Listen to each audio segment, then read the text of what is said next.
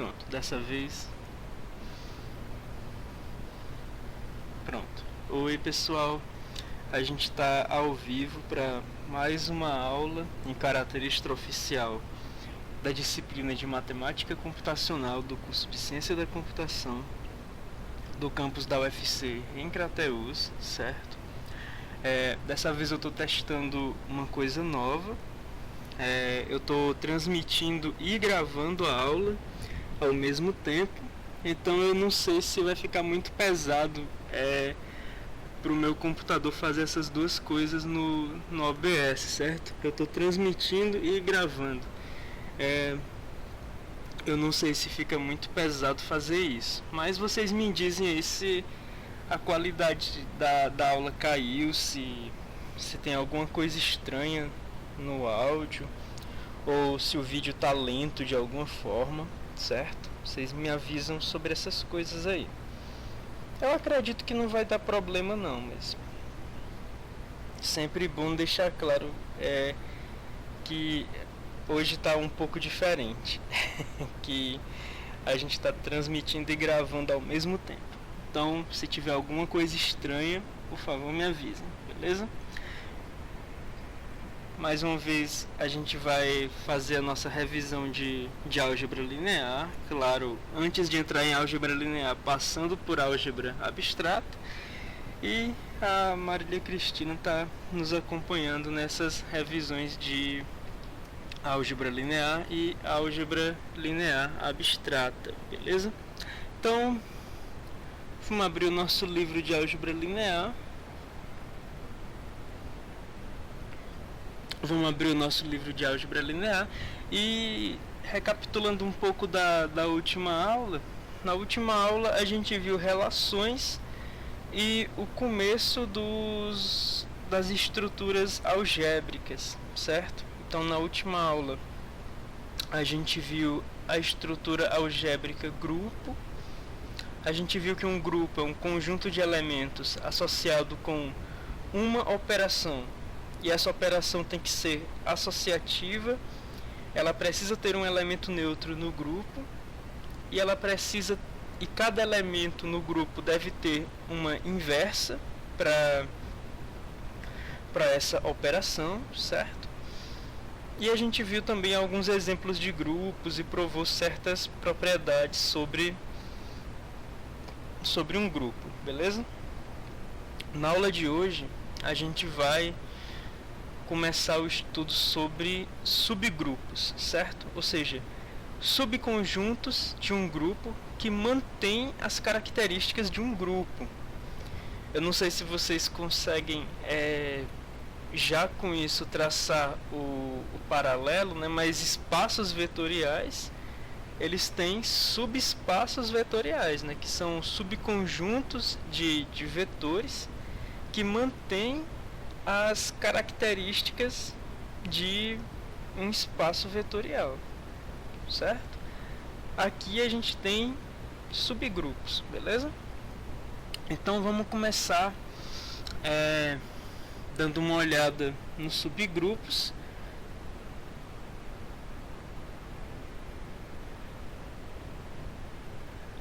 Na verdade, eu só estava na parte errada mesmo.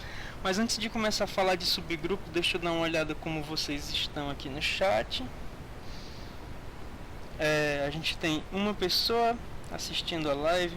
Oi pessoa. E bom, vamos lá.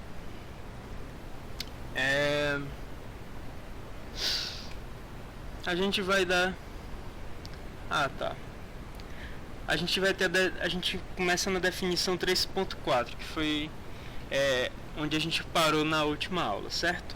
Então vamos lá. Seja G com uma operação um grupo e seja H um subconjunto de G. Se H com a mesma operação de G também é um grupo, então a gente diz que H com a operação é um subgrupo de G com a operação, beleza? Bom, você consegue provar que um subconjunto H de G é um subgrupo utilizando essa definição 3.4 ou utilizando a caracterização dada pelo teorema 3.5. E o que é a caracterização dada pelo teorema 3.5? O teorema 3.5 diz que H é um subgrupo de G com respeito a uma certa operação se e somente se três coisas são válidas. Primeira coisa, um subgrupo é diferente de vazio, certo? Segunda coisa, o subgrupo H ele é fechado para a operação, ou seja, a operação B sempre é um elemento de H para todo A e B pertencente a H, certo? Ou seja, dentro de um subgrupo a operação leva a elementos daquele subgrupo. E a terceira propriedade que tem que ser válida para H ser um subgrupo é que todo elemento de H tem uma inversa, certo? E essa inversa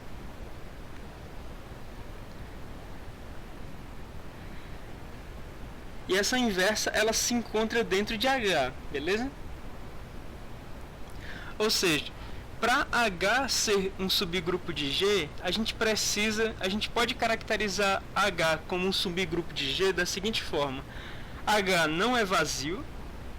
Isso vem pelo fato de que um subgrupo tem pelo menos um elemento neutro, né? H não é vazio, certo? É como se você estivesse imaginando que um subespaço vetorial tem pelo menos a origem do espaço vetorial, né? Então, H é um subgrupo de G se e somente se H é diferente de vazio e é um subconjunto de G, que H tem pelo menos um elemento neutro. H é fechado para a operação, ou seja, se você pega dois elementos A e B de H, a operação B está em H. E as inversas dos elementos de H estão dentro de H, certo? Ou seja, para todo elemento A que você pega pertencente a H, o A barra, ele também vai estar em H, beleza? O livro deixa isso como exercício para o leitor. O livro deixa essa operação como exercício para o leitor. E a gente continua. Deixa essa prova como exercício para o leitor. E a gente continua. A gente vai agora definir um outro conceito, que é o conceito de homomorfismo, beleza? Ou seja, a gente vai dizer que dois grupos G1 e G2, com respeito a duas operações que eu vou chamar de cruz e estrela, o G1 ele vai utilizar a operação cruz e o G2 ele vai utilizar a operação estrela, certo? Eu vou chamar essas operações assim. E a gente vai pegar um mapeamento, eu não sei o nome dessa letra grega, eu vou dizer que é Φ, mas eu não sei se é Φ. É Φ, Marília? A Marília disse que é Φ, então é por conta dela. Eu acho. A Marília já está aqui botando a mão no fogo dizendo que essa letra se chama Φ. Mas enfim, eu não sei o nome dessa letra, mas eu acho que é Φ, a Marília também acha. Então isso é um bom sinal. Beleza, a gente tem o G1 com a operação cruz, o G2 com a operação estrela, são dois grupos, né? Aí você pega uma função φ, a função φ ela vai de G1 e G2 e ela leva um elemento G em φ de G, beleza? A gente diz que φ é um homomorfismo de grupos se acontece o seguinte: se φ A cruz B, certo? Se a função φ ela leva o elemento A cruz B no elemento φA estrela φB para todo A e B pertencente ao G1, tranquilo? Ou seja, o φ ele é um homomorfismo entre grupos se o resultado de fazer a operação cruz entre os elementos A e B, quando você passa para a função φ, isso é igual a você pegar os elementos A e B separados, passar para a função φ e depois fazer a operação estrela, beleza? Então isso é um homomorfismo de grupos. se esse homomorfismo ele for bijetivo, se essa função φ for bijetiva, então a gente diz que essa função φ ela é mais que um homomorfismo. A gente diz que a função φ é um isomorfismo de grupos, beleza? Olha só, e acabaram as definições de grupos. Eu pensei que ia durar um pouco mais essa parte de grupos e nem durou. Deixa eu ver como a gente tá. A gente tem duas pessoas assistindo, a gente tem o Ayrton e a Yasmin assistindo a live, beleza? Bom, pessoal, então o livro ele acabou não se aprofundando tanto na parte de grupos. Ele definiu o que é um subgrupo e ele definiu o que é um homomorfismo entre grupos e um isomorfismo entre grupos, né? Ele também apresentou uma caracterização para um subgrupo baseado em 3 propriedades. Um subgrupo H não é vazio, ele é fechado para a operação e as inversas dos elementos estão contidas no subgrupo. E agora a gente vai ver outras duas estruturas algébricas que são um pouco maiores que um grupo, certo? E elas têm mais uma operação.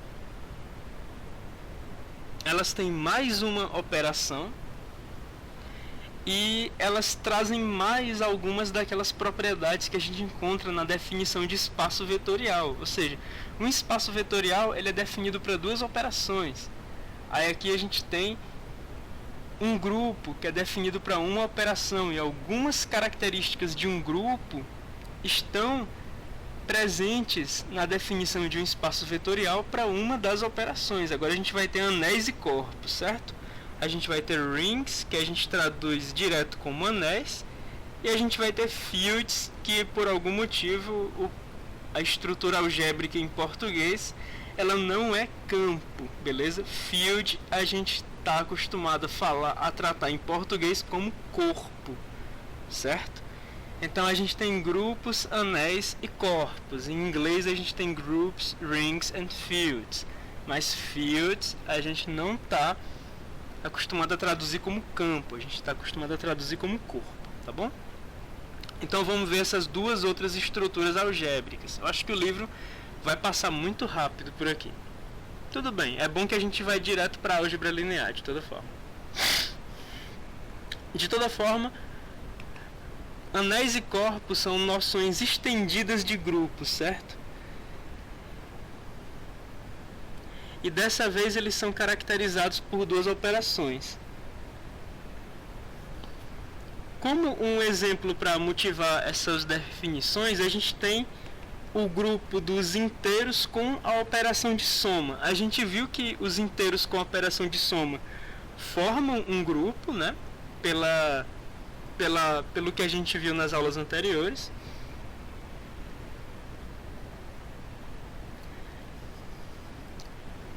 E a gente tem a noção de multiplicação dentro dos inteiros. A gente pode multiplicar os elementos, os números inteiros, e a multiplicação ela é associativa, né? Pelo que a gente lembra de aritmética básica. Ou seja, A vezes B vezes C é igual a A vezes B vezes C, para A, B e C sendo inteiros, né? E além disso, a gente vai ter uma coisa que caracteriza a relação entre as duas operações que definem um anel.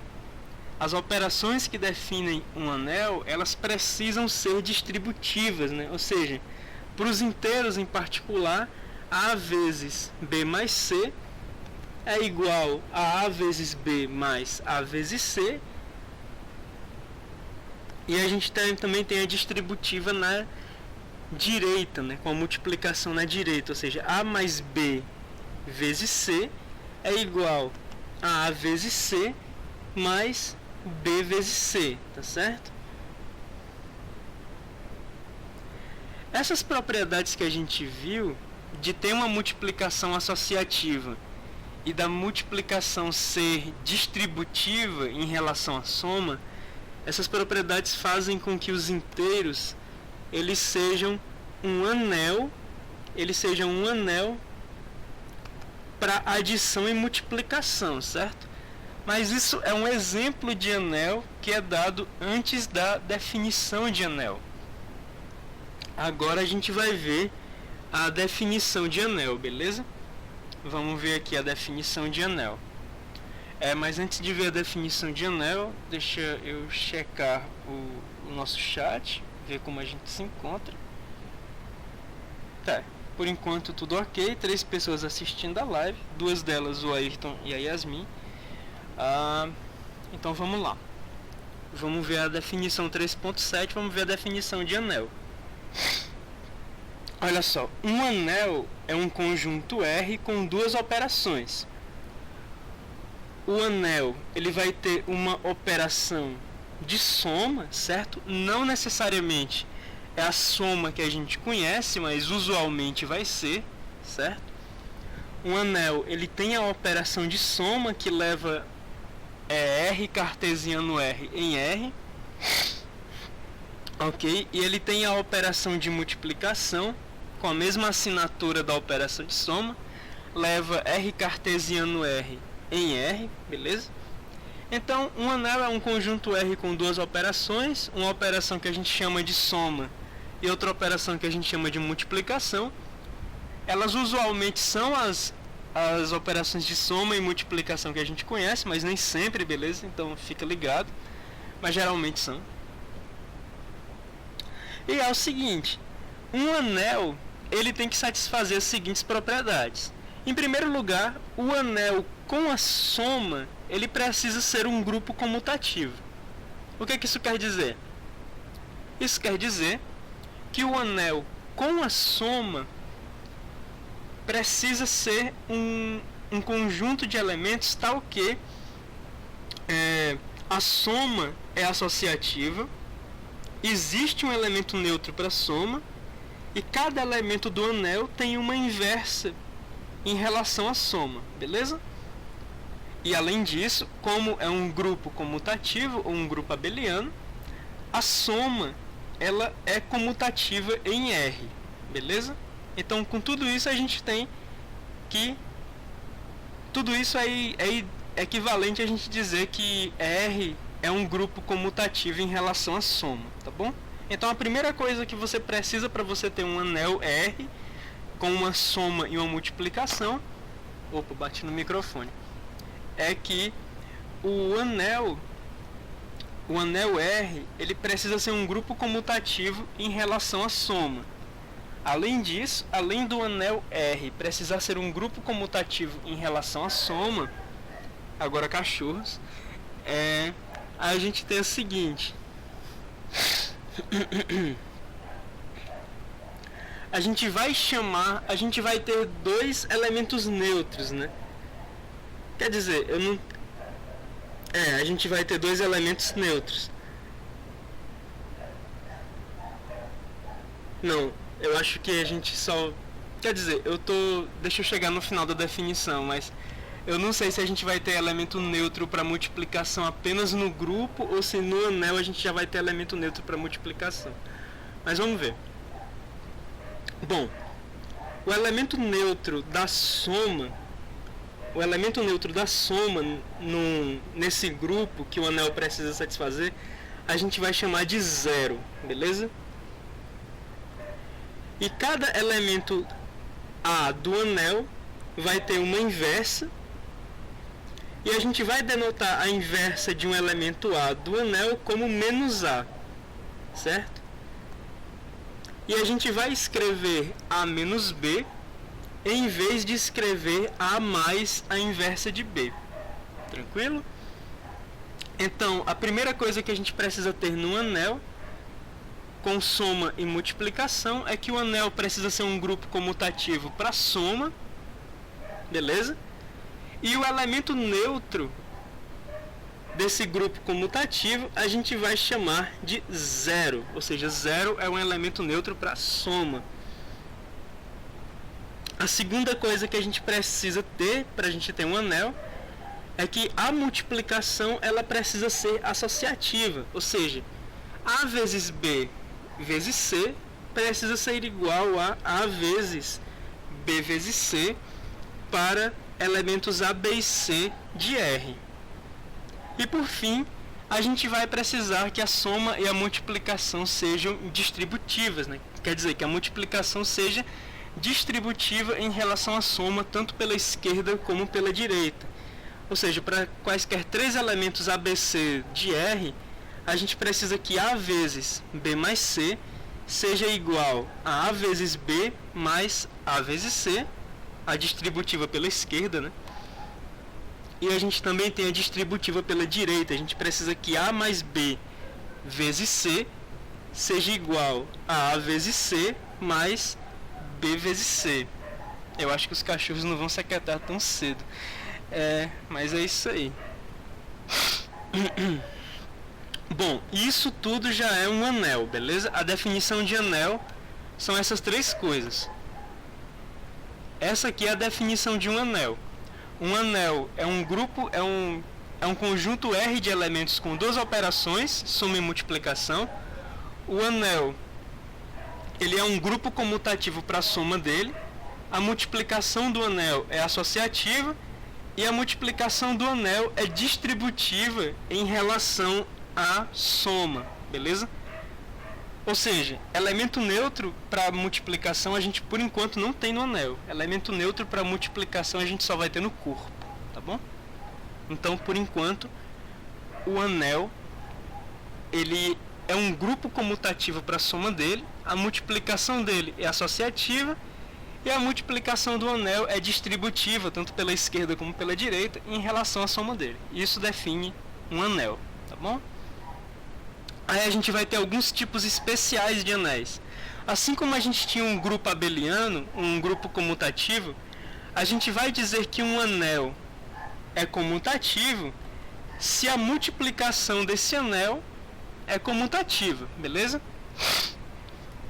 Veja só, como um grupo tem uma única operação, a gente diz que um grupo é comutativo quando a operação do grupo ela é comutativa. Um anel ele tem duas operações. A primeira a gente chama de soma e a segunda a gente chama de multiplicação. Um anel ele já precisa ser um grupo comutativo em relação à soma, beleza? A gente diz que o anel é comutativo quando a multiplicação, a segunda operação dele, ela é comutativa, beleza? Uma outra coisa que a gente vai ter é a definição de anel com unidade. Anel com elemento neutro para multiplicação. Um anel com unidade, ele vai ter um elemento especial chamado 1, beleza? E esse elemento 1, que a gente também pode chamar de unidade, ele é tal que 1 vezes A é igual a A vezes 1, que é igual a A para todo elemento A do anel, beleza? Então, se isso acontece, a gente tem que esse anel que tem esse elemento especial, que funciona como elemento neutro para multiplicação dele, a gente diz que esse anel é um anel com unidade, beleza? Um anel não necessariamente é comutativo e um anel não necessariamente tem a unidade. Não necessariamente um anel tem o elemento neutro da multiplicação, beleza? Deixa eu dar uma olhada como a gente está no chat.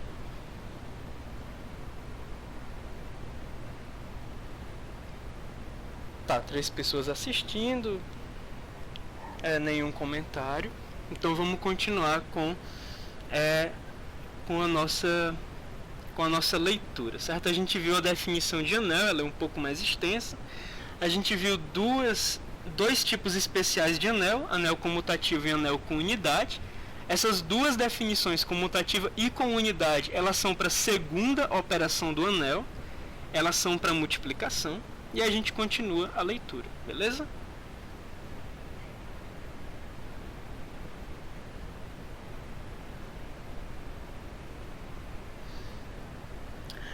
E ele está fazendo uma observação que ele omite parênteses. Onde foi que ele omite parênteses? Sim, ele omite parênteses no lado direito da definição de distributiva, porque a gente sabe que A mais B vezes C já é igual A mais B vezes C, onde a multiplicação é feita primeiro, certo? E ele costuma não utilizar parênteses, a não ser que isso facilite a leitura de algum contexto. Por exemplo, A vezes B mais B vezes C, ou quer dizer, A vezes B mais C vezes D, pode ficar mais fácil de ser lido com o A vezes B e o C vezes D entre parênteses, apesar de não ser necessário, tá bom? Bom, assim como a gente definiu um grupo como sendo um par, né? Um par de conjunto e operação, um anel, a gente vai estar definindo como sendo uma tripla de conjunto R e duas operações. A primeira operação, a soma, a segunda operação, a multiplicação, certo? Lembrando que se essa tripla é um anel, então essa dupla bem aqui ela é um grupo comutativo, o R+ é um grupo comutativo, e a multiplicação ela é associativa, beleza? E ela é distributiva em relação à soma. Aí a gente tem um anel, tá bom?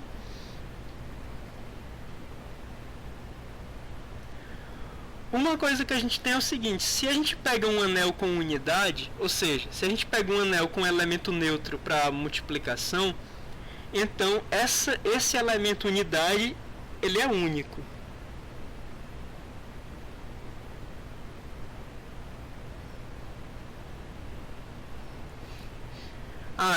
Ele mostra que é bastante simples de prova isso. Se você pega o elemento 1 e o elemento E pertencente a R, de tal forma que os dois satisfazem a definição de unidade, ou seja, 1 vezes A é igual a vezes 1, que é igual a A, e E vezes A é igual a A vezes E, que é igual a A, então, em particular, o elemento E, ele é igual a E vezes 1, e E vezes 1, como o elemento E, ele é uma unidade, né?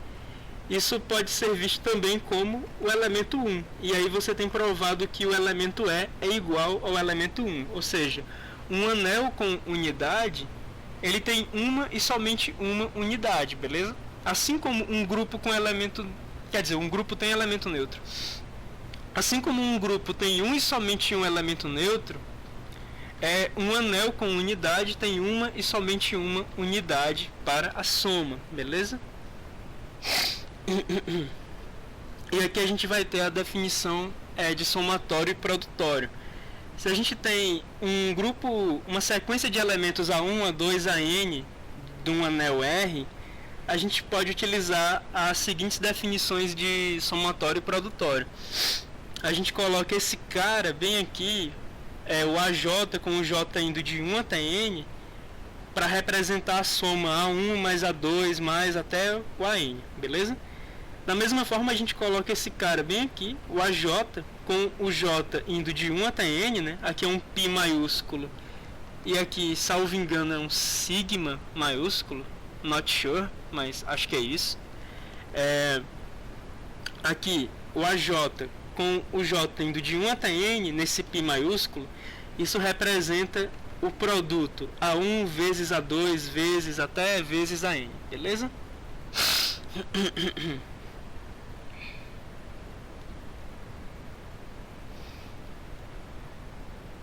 A gente também tem a noção de A elevado a N, né? É quando a gente faz um produtório de A, onde o J vai de 1 até N. Isso vale para todo A no anel e para todo N nos naturais.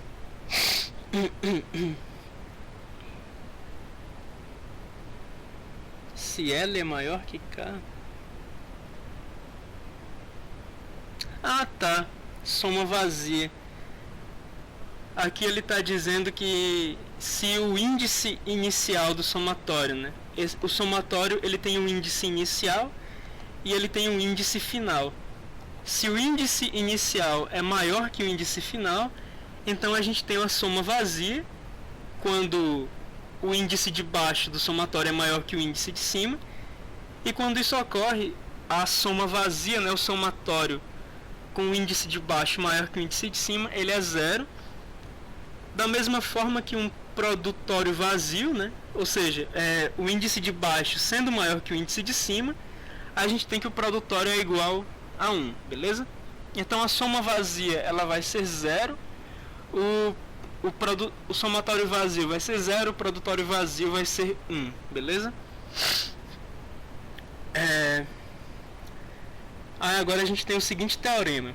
Para todo anel R, as seguintes assertivas são verdadeiras, as seguintes proposições são verdadeiras. A primeira proposição é que o elemento neutro da soma, o 0, vezes o A, é igual a A vezes 0, que é igual a 0, para todo A pertencente ao anel, beleza? E a gente também tem que A vezes menos B é igual a menos A vezes B, que é igual a menos A vezes B. E a gente também tem que menos A vezes menos B é igual a A vezes B para todo AB pertencente a R, né? Ou seja, esse teorema 3.8 ele vai desmistificar duas coisinhas que a gente meio que aprende como regras no ensino fundamental. A gente aprende que qualquer número multiplicado por 0 dá 0. Isso é muito fácil de você achar isso parecido com elemento neutro, né? Só que o 0 ele é o elemento neutro da soma. Na soma, qualquer elemento somado com 0 dá ele mesmo. Na multiplicação, qualquer elemento multiplicado por 0 dá 0. O 0 não é o elemento neutro da multiplicação. Ele tem essa propriedade especial na multiplicação, certo? Mas isso não faz dele um elemento neutro para multiplicação. Beleza? Isso é outra coisa. Isso é só uma propriedade. E na segunda proposição desse teorema a gente tem aquelas brincadeiras com sinais, né? Onde a gente diz que menos com mais, na multiplicação, né? Onde a gente diz que mais com menos dá menos, onde a gente diz que menos com mais dá menos, e onde a gente diz que menos com menos dá mais. Não sei se vocês lembram disso do ensino fundamental, mas eu acho que todo mundo lembra disso do ensino fundamental, porque todo mundo usa isso o tempo todo, né? Pois bem, a gente está com o Davi, o Ayrton e a Yasmin assistindo a aula. E a Marília aqui, dessa vez ela está mais falante. Hoje ela está mais falante. Essa neném é muito engraçada. Mas enfim, hoje a Marília está mais falante, não sei porquê. Pois bem, então agora a gente vai provar o teorema 3.8, né, que vai desmistificar dois pontos bem triviais do ensino fundamental, que a gente vê no ensino fundamental como regrinhas. Aqui a gente vai apresentar provas para eles, beleza? Primeiro vamos para 0 multiplicado por qualquer coisa dá 0. Vamos lá. A gente vai pegar um elemento A, certo? A gente vai pegar um elemento A do anel e a gente vai ver o seguinte: 0 vezes A pode ser escrito como o 0, ele é o elemento neutro da soma, né? Como o 0 é o elemento neutro da soma, então 0 é igual a 0 mais 0.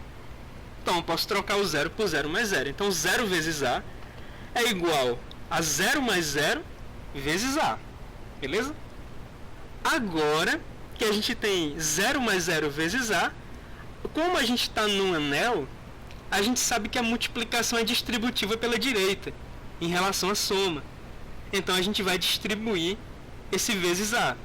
Então a gente vai ter que 0 vezes A, veja só, a gente vai ter que 0 vezes A é igual a 0 vezes A mais 0 vezes A.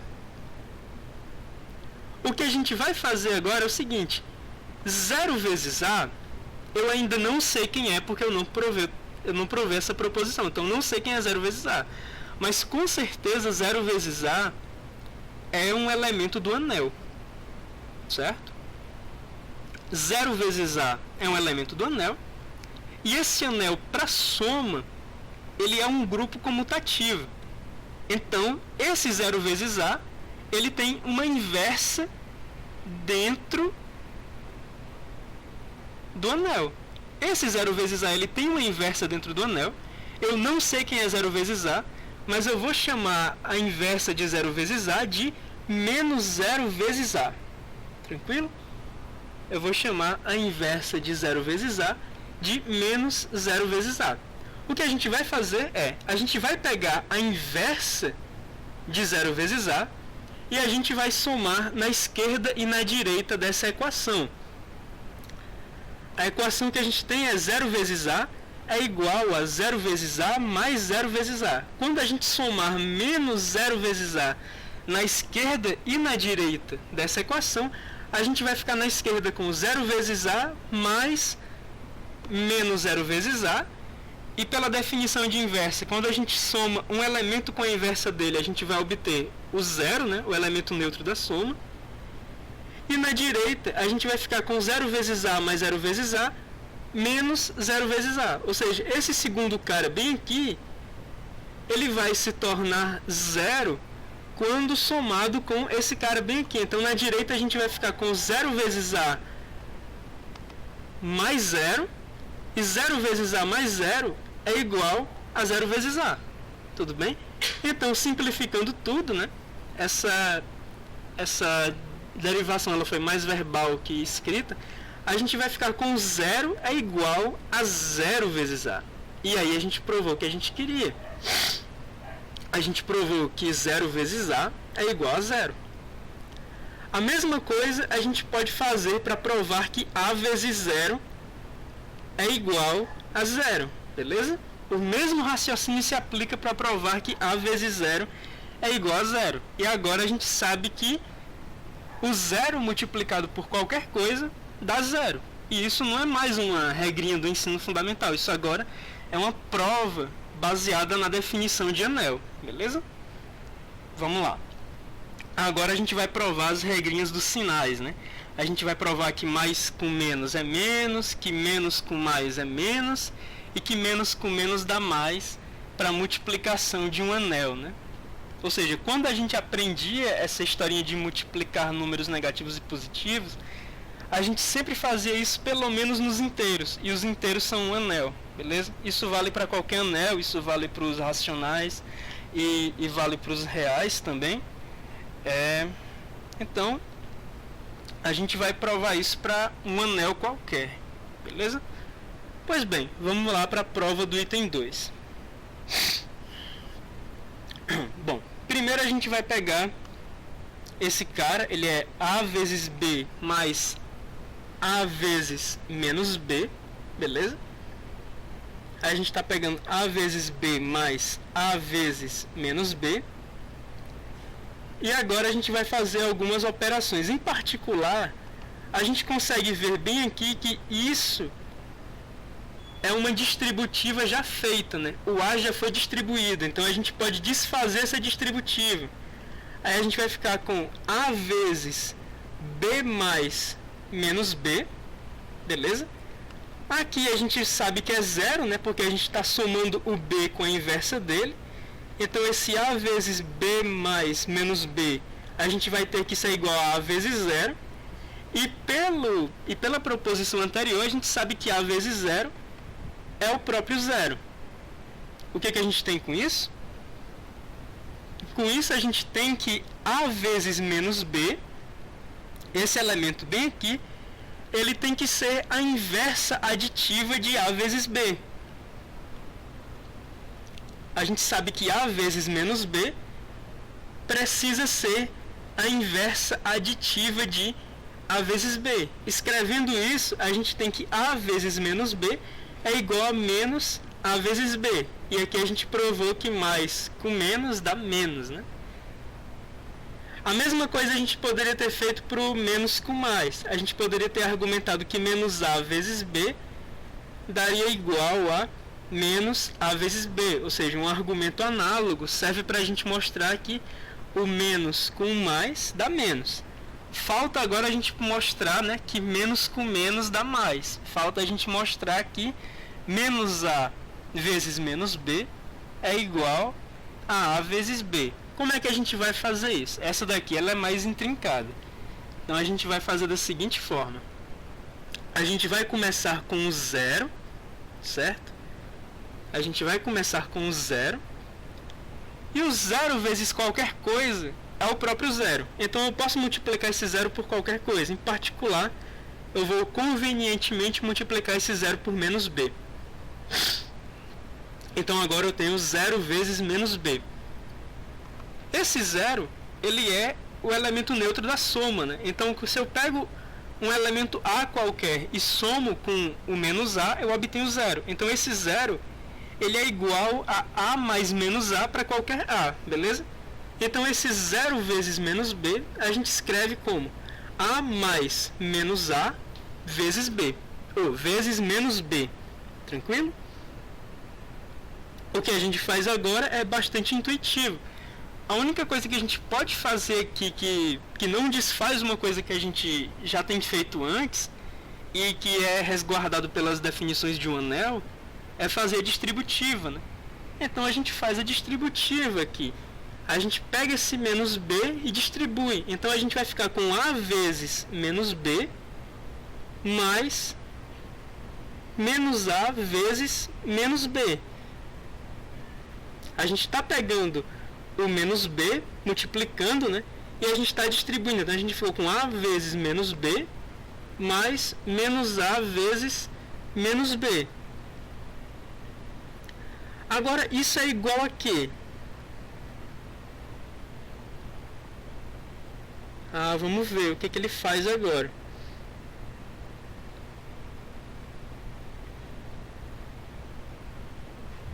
Esse menos aqui, ele pode colocar em evidência, né? Não, peraí, esse menos ele não coloca em evidência, não. Tá, ele usa o resultado anterior, ele sabe que mais com menos dá menos, né? Então ele sabe que A vezes menos B vai dar igual a menos A vezes B, certo? Ele sabe que A vezes menos B vai dar igual a menos A vezes B, ele sabe que mais com menos dá menos, e ele mantém o outro termo. O outro termo é menos A vezes menos B. Agora o que ele sabe? Ele sabe que a soma da inversa de A vezes B com menos A vezes menos B, ele sabe que isso dá zero. Então ele sabe que a inversa da inversa de A vezes B é menos A vezes menos B, certo? Basicamente, passando esse cara para o outro lado, né? A gente vai ter que menos A vezes menos B é igual a A vezes B, beleza? Então, por fim, a gente tem mostrado que menos com menos dá mais, tranquilo?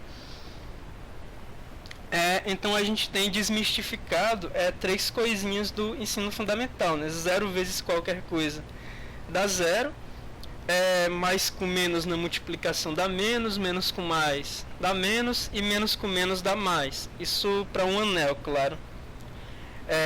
Nenhum comentário no chat, 3 pessoas assistindo, aquelas mesmas que eu havia falado anteriormente, sem comentários, então acho que está tudo bem. Vamos continuar.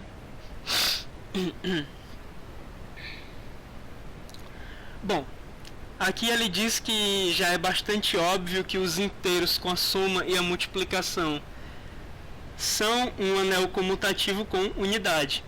Tá, realmente, eu não sei se é tão claro assim de primeira, mas a gente já viu que os anéis com a... Quer dizer, a gente já viu que os inteiros com a soma são um grupo, né? Em particular, eles são um grupo comutativo, porque a soma é comutativa nos inteiros. A multiplicação, a gente tem que a multiplicação é associativa nos inteiros, e ela é distributiva tanto pela esquerda como pela direita, beleza?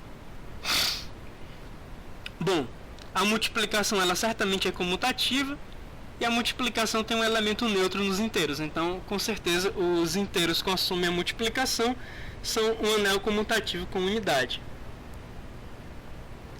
Inclusive, o livro vai um pouco além e diz que o conceito de anel ele foi modelado a partir dos inteiros com a soma e a multiplicação, beleza? Mas a gente vai ver mais alguns exemplos. Bom, a gente vai pegar M sendo um subconjunto não vazio. E a gente vai considerar que R é um conjunto de funções, certo? R é uma família de funções f que vai do M nos reais. E a gente vai fazer o R com uma soma e uma multiplicação ser um anel com unidade. Agora, quem é a soma? A soma de funções a gente vai definir dessa forma, né? E a soma de duas funções f mais g de x a gente vai fazer sendo f de x mais g de x. E a multiplicação de duas funções que vão de m nos reais a gente vai fazer sendo f vezes g de x é igual a f de x vezes g de x, beleza? E isso vai ser um anel comutativo com unidade.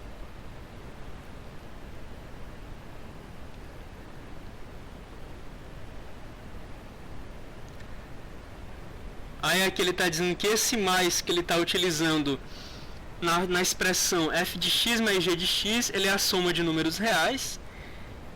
Esse vezes que ele está utilizando na expressão aqui, ele é a multiplicação de números reais. Mas esse mais e esse vezes são as operações do anel, beleza? Esse mais aqui é a soma de funções, esse vezes é o produto de funções, tá?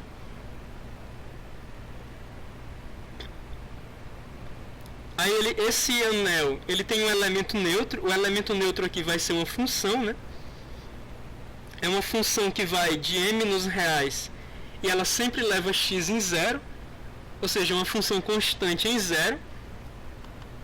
E a unidade, ela vai ser uma função também de m nos reais, e essa função ela sempre leva x em 1, certo? Onde 0 e 1 são números reais de fato. Não é difícil de ver, né? Se você tem f mais 0r, você vai ter f de x mais 0r de x. Aí você vai ter basicamente f de x mais 0, porque não importa quem seja x, 0r de x vai ser 0. Então f de x mais 0r de x vai ser igual a f de x mais 0. E aí você vai ter apenas que f mais 0r de x é igual a f de x, né? Então o 0r ele se torna um elemento neutro para soma, e o 1r se torna o elemento neutro para multiplicação por uma observação análoga, beleza? Uma coisa que a gente vai observar também é que na definição de um anel, a soma ela tem inversa, certo? Mas a multiplicação em um anel, ela não precisa ter inversa, tá bom? A multiplicação não precisa ter inversa. Agora a gente vai definir o que seria uma inversa multiplicativa. A gente vai pegar um anel, né, com uma soma e uma multiplicação, e em particular esse anel ele tem uma unidade, beleza? Esse anel ele tem um elemento neutro para multiplicação. A gente diz que B pertencente ao anel é a inversa de A pertencente ao anel. Isso é uma definição nova, né? Então é a respeito da multiplicação. A respeito da soma a gente sabe que tem inversa. B é inversa de A respeito da multiplicação, em relação à multiplicação, né? Se acontece o seguinte, se A vezes B é igual a B vezes A, que é igual a 1. Tranquilo? Quando um elemento de R tem inversa, a gente diz que esse elemento de R ele é invertível, tá bom? Nem todo elemento de um anel tem inversa. Alguns elementos de um anel têm inversa multiplicativa e eles são ditos invertíveis. Por exemplo, os inteiros com a soma e a multiplicação os inteiros com a soma e a multiplicação são um anel, certo? Em particular são um anel comutativo com unidade. Tá bom. Agora veja que quase nenhum elemento dos inteiros tem uma inversa multiplicativa. O menos 1 ele tem uma inversa multiplicativa, né, que é ele mesmo. Menos 1 vezes menos 1 dá 1. O 1, ele também tem uma inversa multiplicativa, 1 vezes 1 dá 1.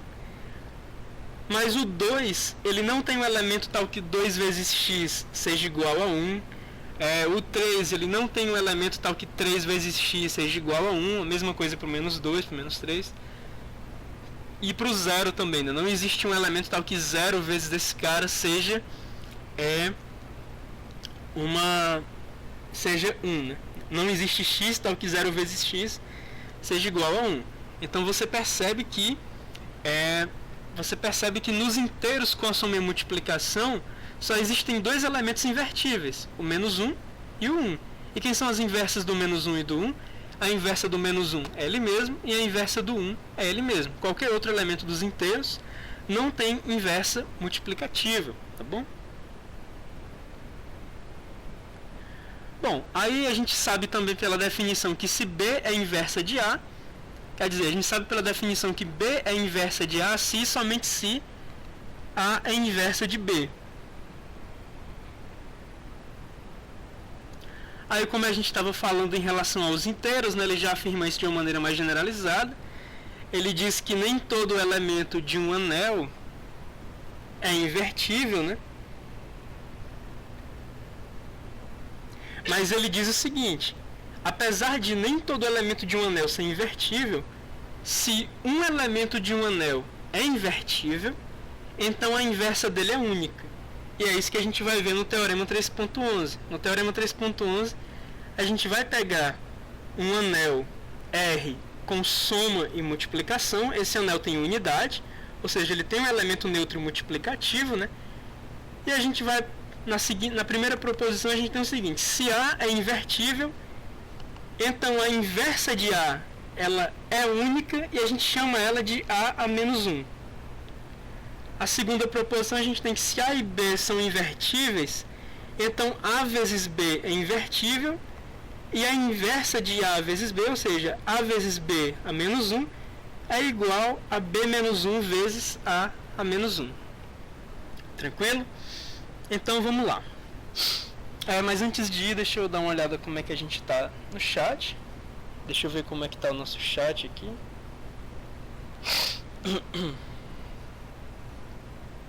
Olha só.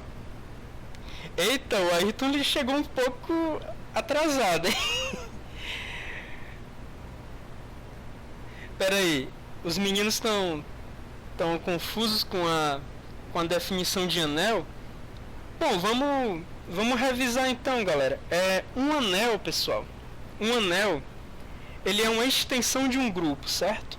Enquanto um grupo ele tem uma operação, um anel ele tem duas operações, beleza? O anel tem a operação de soma e a operação de multiplicação, certo? Um anel ele tem a operação de soma e tem a operação de multiplicação. O anel com a soma é um grupo comutativo, certo? Como a gente viu nas aulas anteriores, o anel mais a soma formam um grupo comutativo.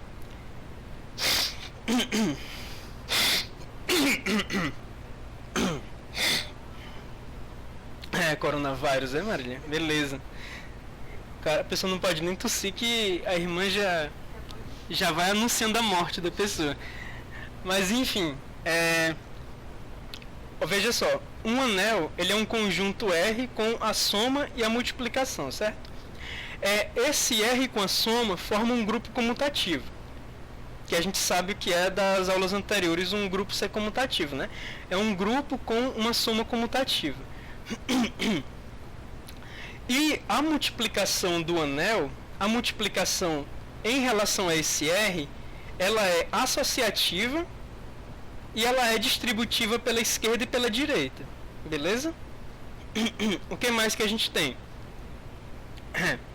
Se a multiplicação é comutativa, então a gente diz que o anel é comutativo. Se a multiplicação tem um elemento neutro nesse anel, então a gente diz que esse anel é um anel com unidade. O conjunto dos inteiros com a soma usual e a multiplicação usual, por exemplo, é um anel comutativo com unidade. Por que os inteiros com a soma e a multiplicação são um anel comutativo com unidade. Primeiro que os inteiros com a soma são um grupo comutativo, né? A soma dos inteiros é associativa, a soma tem elemento neutro, e todo elemento nos inteiros tem uma inversa. Então, e claro, a soma é comutativa. Então a gente sabe que os inteiros com a soma, eles formam um grupo comutativo. A multiplicação nos inteiros é associativa, beleza? E a multiplicação nos inteiros, ela é distributiva pela esquerda e pela direita. Além disso, a multiplicação, ela é distributiva pela esquerda e pela direita nos inteiros. E existe um elemento neutro da multiplicação nos inteiros, que é o número 1, beleza? Então, um exemplo de anel é os inteiros com a soma e a multiplicação. Deixa eu ver como é que a gente está no chat. Deixa eu ver como a gente se encontra. Beleza. Faz uns 6 e 8 minutos que os meninos perguntaram isso, o Ayrton e o Davi. Eu espero que tenha ficado mais claro agora o que é um anel, né? Mas um anel é só uma extensão de um grupo, beleza? Um anel é um grupo comutativo para soma. Aí ele tem uma multiplicação que é associativa e distributiva pela esquerda e pela direita. Isso é um anel. Se a multiplicação for comutativa, a gente diz que o anel é comutativo. Se a multiplicação tiver um elemento neutro naquele anel, a gente diz que aquele anel tem unidade. Tá bom? Aí um exemplo é os inteiros com a soma e a multiplicação. Eles são um anel comutativo com unidade. Beleza? Aí eles deram um joinha aqui, um entendido, então deve ter dado certo essa explicação. Tomara, né? Então vamos lá. Agora a gente vai pegar um anel com unidade, né? Veja só, se R mais vezes é um anel com unidade, então o que a gente sabe? A gente sabe que R mais é um grupo comutativo, a gente sabe que a soma é associativa no R, a gente sabe que a soma tem elemento neutro no R, e a gente sabe que todo elemento de R tem uma inversa em relação à soma. Além disso, a gente sabe que a soma é comutativa no R. O que a gente sabe sobre o R mais vezes? A gente sabe que a multiplicação ela é associativa no R. A gente sabe que a multiplicação é distributiva no R pela esquerda e pela direita, certo? E como este é um anel com unidade, a gente sabe que a multiplicação ela tem um elemento neutro no R, beleza? Nos inteiros, por exemplo, seria o número 1. Pois bem, vamos provar então que se A é invertível, então a inversa de A é única e a gente pode chamar ela de A a menos 1. E os cachorros realmente estão impossíveis hoje, a Belinha em particular. Deve estar vendo alguma coisa lá. Mas enfim, vamos lá. Como é que a gente vai provar que a inversa de A ela é única? Se A é invertível, como é que a gente prova que A tem uma única inversa? Bom, vamos pegar um A pertencente a R que tem inversa, né? E vamos considerar que B e B chapéu são ambos inversas do A. Tudo bem. Se B e B chapéu são ambos inversas do A, então a gente vai começar uma sequência de operações algébricas. Em primeiro lugar, a gente começa só com B desse lado. B, como esse é um anel com unidade, como este é um anel com unidade, então a gente sabe que B vezes 1, existe um elemento chamado 1, né? Tal que B vezes 1 é o próprio B. Existe um elemento neutro para multiplicação. Então, B vezes 1 é o próprio B. Beleza. Então a gente sabe que B é igual a B vezes 1. Agora, o que a gente sabe sobre o elemento A? A gente sabe que ele é invertível e ele tem duas inversas. Ele tem a inversa B e a inversa B barra. Ora, como esse 1 ele é o elemento neutro da multiplicação e a gente sabe que um elemento vezes a sua inversa dá o 1, pela definição do que é ser invertível, né, para multiplicação, veja só, a gente começou esse algebrismo com uma das inversas, a B. Mas a gente vai trocar esse 1 utilizando a outra inversa. A gente vai fazer esse 1 ser igual a vezes B barra. Por que esse A vezes B barra é 1? Porque a gente está admitindo que o B barra é uma inversa de A. Se o B barra é uma inversa de A, então A vezes B barra é 1. Beleza, né? Então a gente tem B vezes A vezes B barra. Veja só, a gente começou o algebrismo com uma inversa de A e a gente trocou o 1 utilizando outra inversa de A. Como a gente está utilizando um anel, a gente sabe que a multiplicação é associativa. Como a gente sabe que a multiplicação é associativa, a gente vai escrever esse B vezes A vezes B barra como sendo B vezes A vezes B barra. Agora veja só, o B ele é uma inversa de A. Como B é uma inversa de A, então B vezes A é igual a 1. B vezes A é igual a 1. Aí a gente tem 1 vezes B barra, certo? E a gente sabe que a gente está num anel com unidade. Em particular, esse 1 é a unidade multiplicativa do anel. Então a gente sabe que 1 vezes B barra é o próprio B barra. Então, se um elemento A é invertível e ele tem duas inversas B e B barra, a gente acabou de provar que B é igual a B barra. Beleza? Ou seja, se um elemento A é invertível e ele tem duas inversas, essas inversas são iguais. Tá bom? Então a gente sabe que se um elemento A é invertível, ele tem uma e somente uma inversa, e a gente vai chamar ela de A a menos 1. Agora a gente vai aprender a pegar esse menos 1 e distribuir ele na multiplicação, né? Ou seja, a gente vai pegar esse A vezes B e a gente vai determinar que a inversa de A vezes B, ela pode ser dada pela inversa de B vezes a inversa de A. Como é que a gente vai fazer isso? Bom, na proposição 2 a gente sabe que o A e o B são invertíveis, né? Como a gente sabe que A e B são invertíveis, então a gente sabe que B a menos 1 é um elemento de R, existe, né? A gente sabe que A menos 1 é um elemento de R, também existe. E a gente sabe em particular que a multiplicação no anel, ela leva para elementos no anel. O anel é fechado para a multiplicação dele, pela definição. Então, a gente sabe que B a menos 1 vezes A menos 1 é um elemento do anel. Está bem definido, né? Pois bem, agora o que a gente precisa provar é que B a menos 1 vezes A menos 1 é a inversa de A vezes B. Como é que eu provo que um elemento é a inversa de A vezes B? Se eu pego A vezes B e multiplico por um certo elemento e dá 1, então esse certo elemento é a inversa de A vezes B. Em particular, a gente quer provar que B a menos 1 vezes A menos 1 é a inversa de A vezes B. Então vamos ver quanto é que dá essa conta, né? Primeiro, que a gente tem que a multiplicação ela é associativa, né? Então essa multiplicação aqui, essa segunda multiplicação que está sendo feita no A vezes B, a gente vai fazer essa multiplicação ser feita aqui primeiro, no B menos 1 vezes A menos 1 vezes A, beleza? Utilizando a associatividade, a gente reescreve assim, ó, B a menos 1 vezes A menos 1 vezes A vezes B, beleza? A gente escreve dessa forma.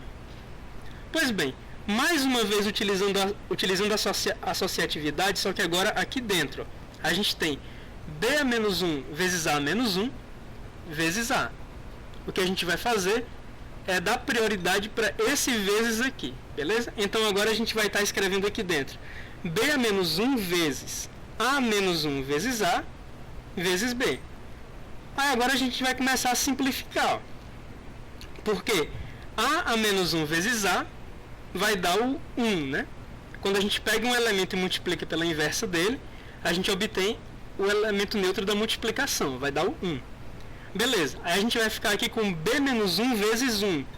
Aí o 1, ele é o elemento neutro da multiplicação, então a gente vai ficar com B menos 1 vezes 1, isso vai dar B menos 1.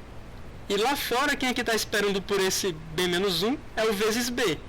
Então a gente vai ficar com B menos 1 vezes B, e como B ele tem a sua inversa B menos 1 multiplicando ele, isso vai dar igual a 1. Dessa forma, a gente tem provado que se A e B são invertíveis, então A vezes B é invertível, certo? E a inversa dele, e a inversa de A vezes B, vai ser B menos 1 vezes A menos 1. A gente tem provado isso, tá bom?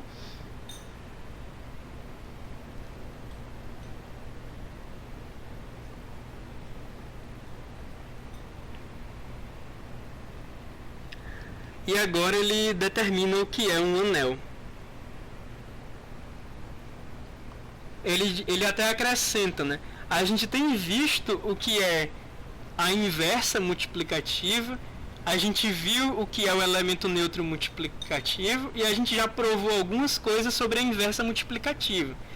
A gente provou a unicidade da inversa multiplicativa e a gente sabe que a inversa de A vezes B é a inversa de B vezes a inversa de A, tá bom? A gente já provou algumas coisas sobre inversa multiplicativa e elemento neutro multiplicativo. E também uma relação que existe entre o elemento neutro da soma e a multiplicação.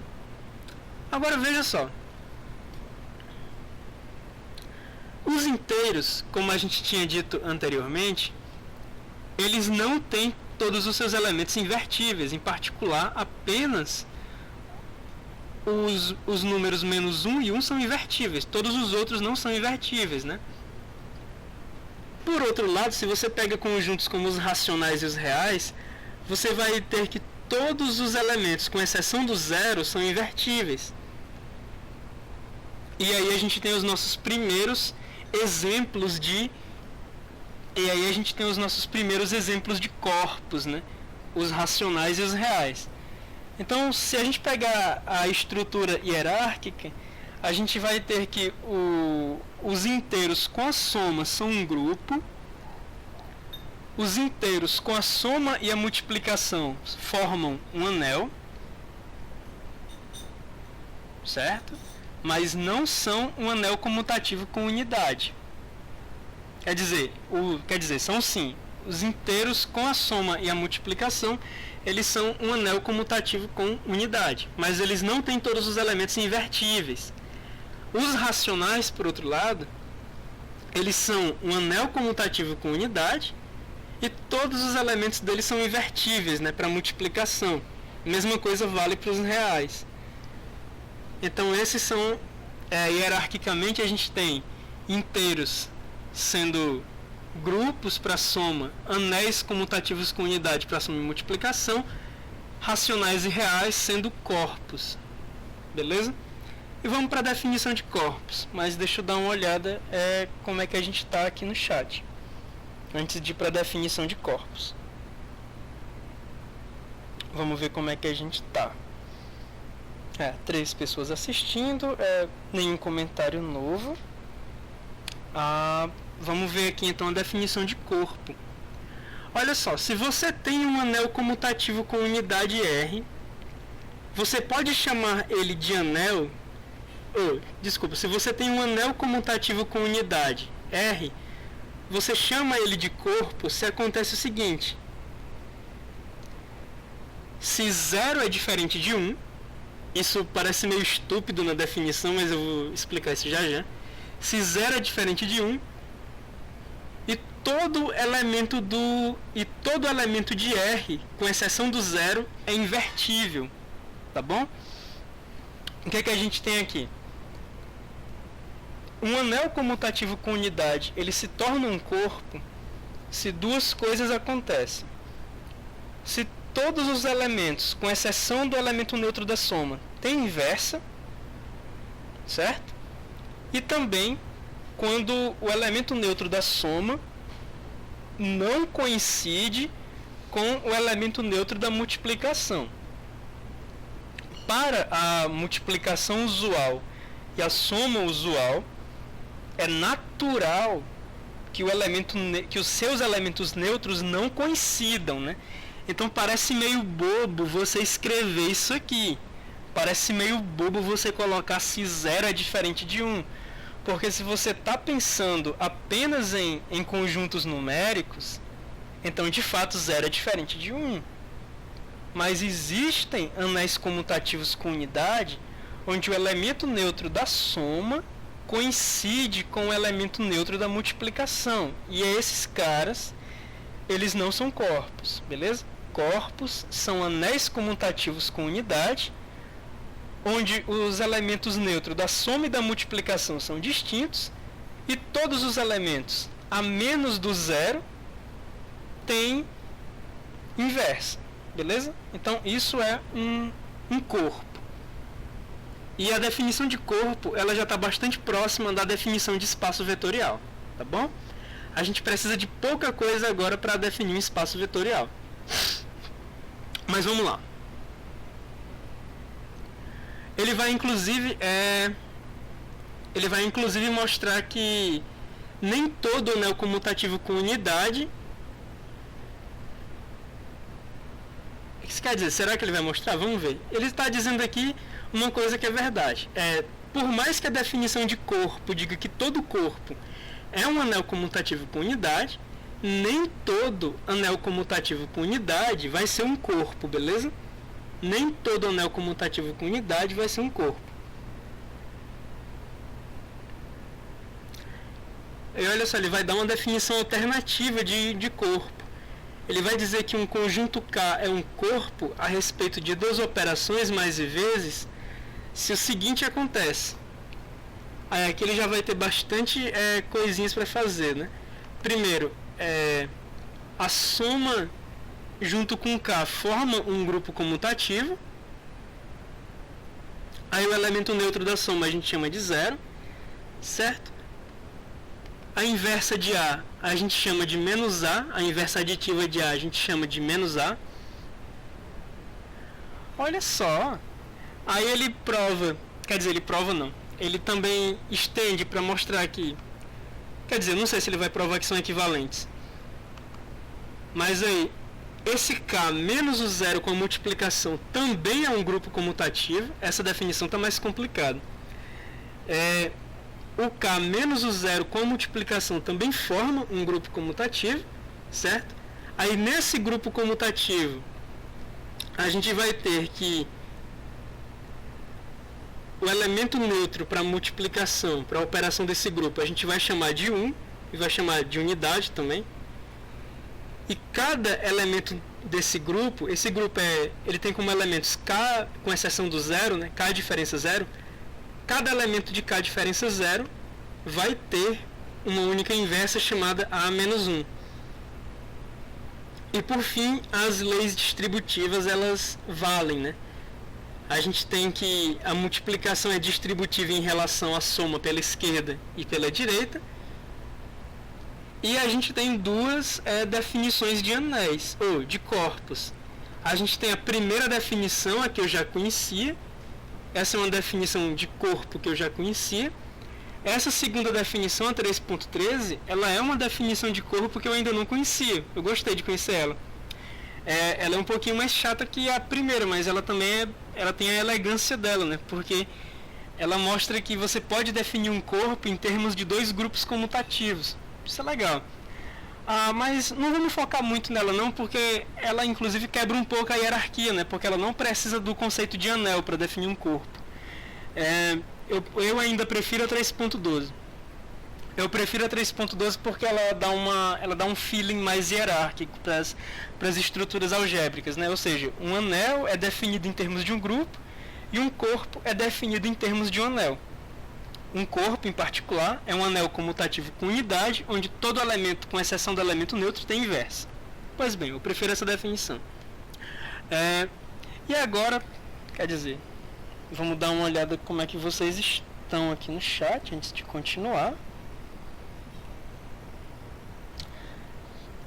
Por enquanto, nenhum comentário novo.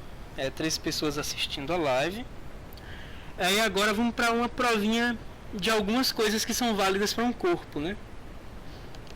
Bom, se você tem um corpo K, então as seguintes proposições são verdade.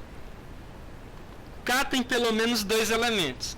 Cara, isso é muito legal. O K tem 2 elementos porque ele tem pelo menos 2 elementos porque ele tem 2 elementos neutros. Ele tem um elemento neutro da soma e ele tem um elemento neutro da unidade. Como um corpo não pode coincidir elemento neutro de soma com elemento neutro de multiplicação, ele tem pelo menos 2 elementos, beleza? Isso aqui já foi provado, né? 0 vezes A é igual a vezes 0, que é igual a 0 para todo A pertencente a K. Aí a gente sabe que se A vezes B, aí a terceira, né? Se A vezes B é igual a A vezes C, quer dizer, A vezes B é igual a A vezes C, e A é diferente de 0, isso implica que B é igual a C. Eu acho que o nome disso é a regra do cancelamento, né?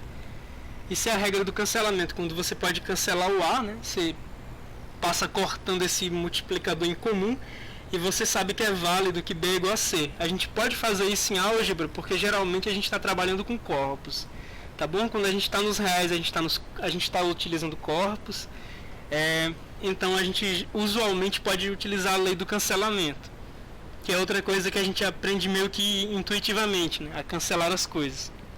Isso aqui vai ser uma consequência da definição de corpo. Aí a gente tem que A vezes B é igual a zero, implica que um dos dois é zero, que ou A é zero ou B é zero. Isso também é outra coisa que a gente utiliza corriqueiramente na álgebra, mas sem entender direito de onde vem. Então agora a gente vai entender direitinho de onde vem.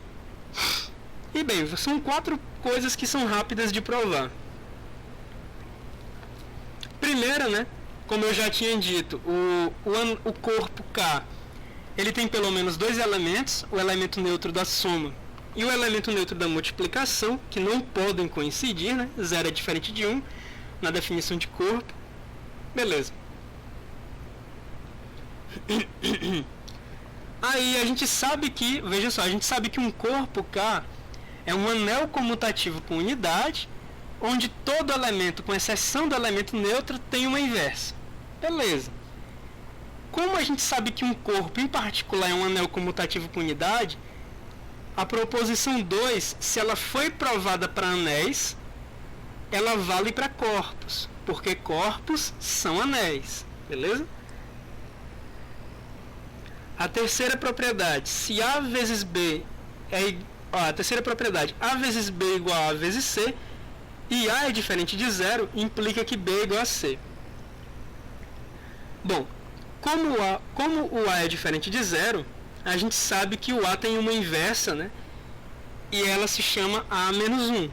Então a gente pode pegar A vezes B igual a A vezes C e multiplicar os dois lados na esquerda com A menos 1. Então a gente vai ficar com A menos 1 vezes A vezes B e A menos 1 vezes A vezes C.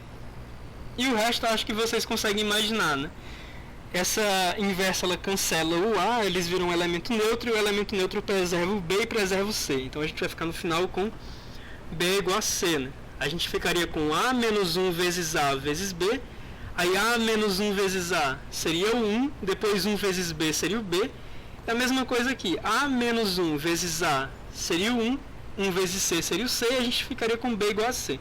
Tá bom? Então essa é a regrinha do cancelamento. Como o A é diferente de zero, ele é invertível, né, pela definição de corpo. E por fim, a gente sabe que A vezes B igual a zero implica que um dos dois é zero. Ou A é zero ou B é zero. Então vamos lá. A gente começa a proposição 4 admitindo que A vezes B é igual a zero. Se A é igual a zero, então acabou. Certo? Se A é igual a zero, então a gente sabe que um dos dois caras é zero. Tudo bem, ele é o A.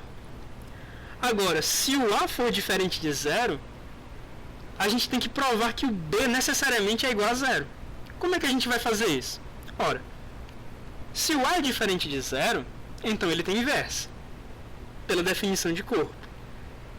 Inversa multiplicativa, no caso. Então a gente sabe aqui que como o A é diferente de zero, existe um cara chamado A menos 1, tal que A vezes A menos 1 é igual a 1. E o que a gente vai fazer? A gente vai pegar A vezes B igual a zero e vai multiplicar os dois lados dessa equação por A menos 1. Multiplicar na esquerda. Aí a gente vai ficar com A menos 1 vezes A é igual a 1, 1 vezes B é igual a B. A menos 1 vezes 0 é igual a 0, né? Porque qualquer coisa multiplicada por 0 dá 0. Então a gente fica com B igual a 0. E aí a gente tem provado que quando A vezes B é igual a 0, você tem duas situações para o A. Ou o A é igual a 0 e você está bem porque um dos dois era 0. Ou o A é diferente do 0 e nesse caso ele tem inversa. E esse pequeno algebrismo mostra para você que o B tem que ser igual a 0. Beleza? Então a gente tem essas 4 coisinhas agora demonstradas, né? Um corpo tem pelo menos 2 elementos, os elementos neutros, que não coincidem, né? 0 multiplicado por qualquer coisa dá 0. Isso vem do fato de que corpos também são anéis. a regra do cancelamento, A vezes B igual a A vezes C, e o A diferente de zero implica que B é igual a C, isso aí a gente diz, cancela o A, né? Cancela um termo na equação. Isso aí é a regra do cancelamento, ela é uma consequência de a gente estar lidando usualmente com corpos, tá bom? E por fim, A vezes B igual a zero implica que um dos dois é zero. Ou o A é zero, ou o B é zero. Tá. Isso a gente usa corriqueiramente em álgebra, mas isso também é uma consequência de anel, né? A vezes B é igual a zero. Se o A é igual a zero, você está bem. Se o A é diferente de zero, ele tem inversa, e aí você usa essa inversa para mostrar que o B é igual a zero. Então, a gente tem mostrado 4 coisas corriqueiras que a gente utiliza em álgebra, né? E elas vêm, a gente pode utilizar isso corriqueiramente em álgebra, porque usualmente a gente está lidando com corpos em álgebra, né? Quando a gente está nos reais, nos racionais, essas coisinhas valem, porque esses caras são corpos, beleza?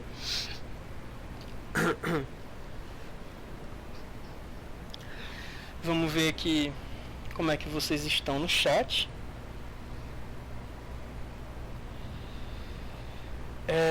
3 pessoas assistindo, nenhum comentário novo. Todos os comentários foram daquele momento. Bom, então vamos continuar com a nossa leitura, né?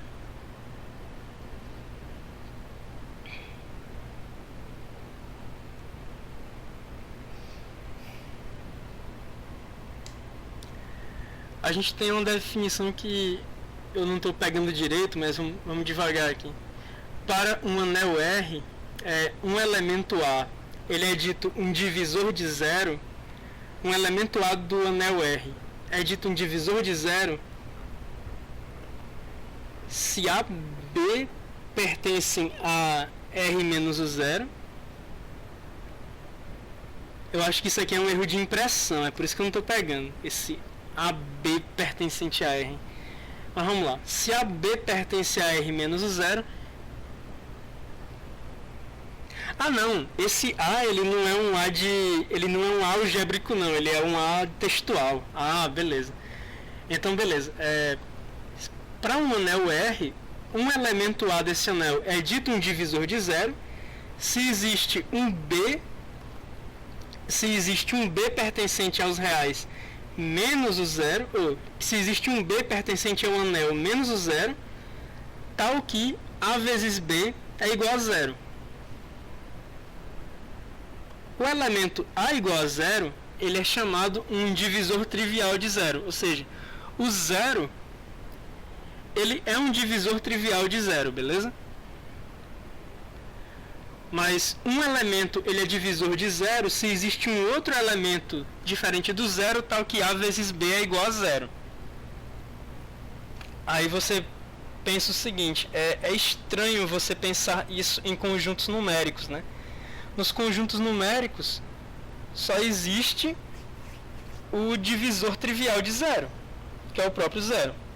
Só existe o zero tal que um outro elemento não nulo vezes ele, vezes o zero dá igual a zero. Mas se você pega qualquer elemento não nulo, em primeiro lugar, um elemento não nulo vezes um outro elemento não nulo, num conjunto numérico usual, não dá zero, né?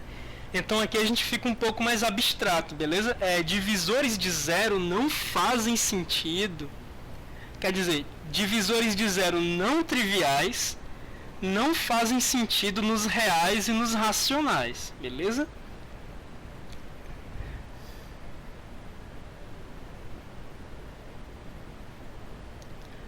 Até porque eles são corpos, né?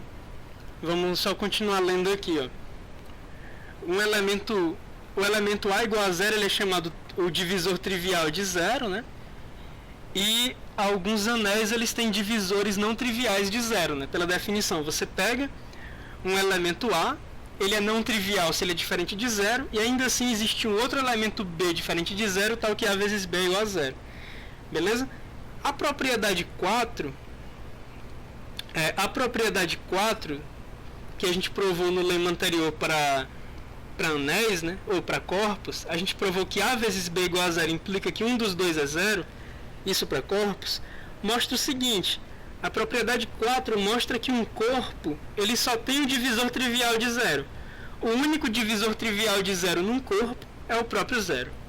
O único divisor de zero num corpo é o próprio zero. E, portanto, um corpo só tem divisores triviais de zero. Agora, existem anéis onde a propriedade 4 também vale. Por exemplo, o anel dos inteiros. Agora, nos últimos... Olha só, ele vai levar isso para álgebra linear, isso é legal. Aparentemente, lá no final do livro, ele vai mostrar que existem anéis de matrizes que contêm divisores não triviais de zero. E aí ele joga isso na nossa cara, né, essa definição de divisor de zero, mas aparentemente nem usa isso. E aí ele já passa por outra coisa, ele vai mostrar uma definição análoga de subgrupo. Qual é a definição análoga de subgrupo? Aliás, quanto falta para a gente terminar essa sessão? Falta um bocadinho. Bom, ele vai entrar... Bom, aqui ele pegou a definição de divisor de zero, né?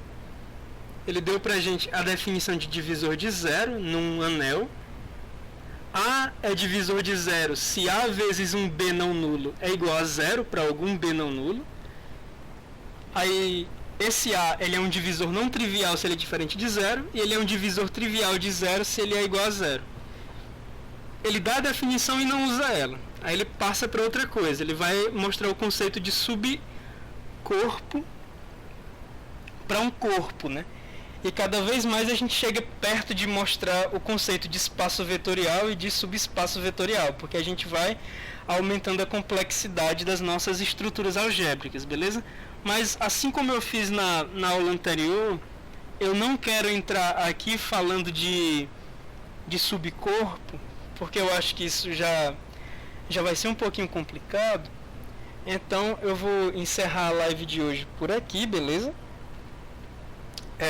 Eu queria saber com vocês também como foi a qualidade do áudio, se foi tranquilo ouvir, porque eu estou fazendo duas coisas, eu não sei como tá, eu estou gravando e transmitindo ao mesmo tempo. Inclusive eu demorei para perceber que eu podia fazer isso no OBS, né? O usuário de linha de comando não sabe usar botões na janela, mas é isso mesmo. Mas enfim,